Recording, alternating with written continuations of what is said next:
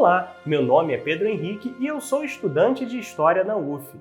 Nesse vídeo, vou conversar com vocês sobre um período muito importante da nossa história, a Primeira República, proclamada em 1889 quando militares liderados pelo Marechal Deodoro da Fonseca derrubaram a monarquia de Dom Pedro II. Com a queda do imperador, o Brasil entrava em uma nova era, com um novo tipo de governo, que deveria, pelo menos teoricamente, respeitar o bem comum e não a vontade de uma só pessoa. Pensadores da época apresentaram projetos e ideias sobre como seria o futuro dessa república, que forma de governo adotar, as eleições seriam abertas a todos. Quem venceu foi o projeto liberal e federalista, apoiado pelas elites políticas e os grandes agricultores na Constituição de 1891. A ideia de federalismo significava que cada estado teria mais liberdade em relação à presidência da República. Na prática, os fazendeiros garantiam o poder local, se tornando os famosos coronéis. Eles controlavam as eleições, elegendo apenas aliados, sem se preocupar muito com a vontade popular. Assim, o povo acabou excluído da vida política, não sendo representado, por exemplo, no Congresso.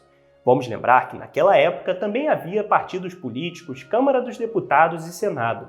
A diferença maior é que ainda não existia uma justiça eleitoral para fiscalizar as eleições, então elas eram sempre fraudulentas.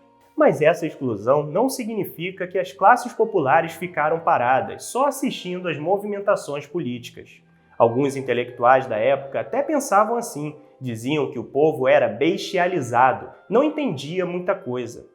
Ainda que se trate de uma visão preconceituosa, ela tem impacto até os dias atuais. Por isso, precisamos tomar cuidado com esse tipo de afirmação.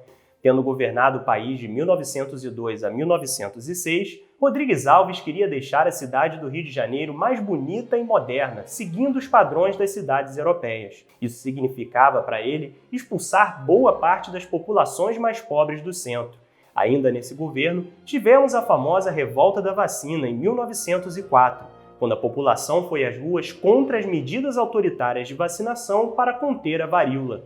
Ações impopulares podiam gerar focos de revolta. Da mesma forma, o povo exigia alguns serviços básicos, como a limpeza, o transporte e a segurança. O Estado deveria ser mais protetor do que representante. E aqui há uma diferença, pois ser representado significa participar dos mecanismos de poder, exercer a cidadania através do voto ou como candidato. Sabendo que as eleições eram fraudulentas, os cariocas não acreditavam nas instituições e buscavam outras formas de participação política. Nesse ponto de vista, bestializado era quem levava a política a sério, que se prestasse à manipulação. O povo preferia associações religiosas e comunitárias do que partidos políticos. Se reunia em procissões e eventos, como a Festa da Penha. Originalmente um evento de portugueses, a Festa da Penha foi tomada aos poucos pelos negros, sendo também um dos berços do moderno samba carioca. Ela chegou a reunir até 50 mil pessoas das mais diversas classes, quebrando aquela divisão social que o Estado queria impor. Policiar a Festa da Penha era quase uma operação de guerra. Nesse Rio de Janeiro dividido, 40% da população era de ex-escravizados, pessoas que contaram com quase nenhuma ajuda do governo para se inserir na sociedade. Além disso, a cidade dependia bastante do comércio e dos serviços públicos, pois era a capital do país. A baixa industrialização impediu a formação de um movimento operário forte, diferente do que aconteceu, por exemplo, no Rio Grande do Sul. Lá os trabalhadores realizaram greves e tentaram até criar um partido independente, mas acabaram se juntando ao chamado Partido Republicano Rio-Grandense, de orientação positivista. Tratava-se, portanto, de uma participação política dentro dos mecanismos formais. Desde o final do século XIX, a influência do positivismo foi muito grande nas terras gaúchas. Entre outras coisas, essa corrente ideológica defendia a integração dos operários na sociedade moderna, o que ajuda a entender essa escolha pela participação em partidos políticos, algo que nem todos os trabalhadores concordavam. Assim, o movimento operário conseguiu pressionar o Estado a aceitar suas reivindicações. Foi isso que aconteceu nas greves de 1906 e 1917, quando houve aumento de salários e redução da jornada de trabalho.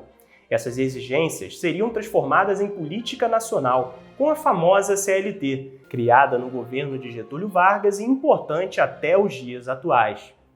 Cabe mencionar que houve greves também em São Paulo e Minas, além de outras revoltas, como a da Chibata, no Rio de Janeiro, que foi liderada por um negro, o marinheiro João Cândido. Também podemos citar a Guerra de Canudos, no interior da Bahia, que deu muito trabalho para as forças policiais.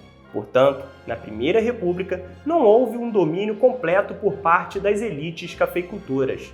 Claro que o poder estava nas mãos desses fazendeiros, mas a população não era nada bestializada e fazia questão de mostrar que não concordava com aquela política. Essa discussão é muito importante para o nosso presente. Que outras formas de participação política vocês enxergam nos dias atuais?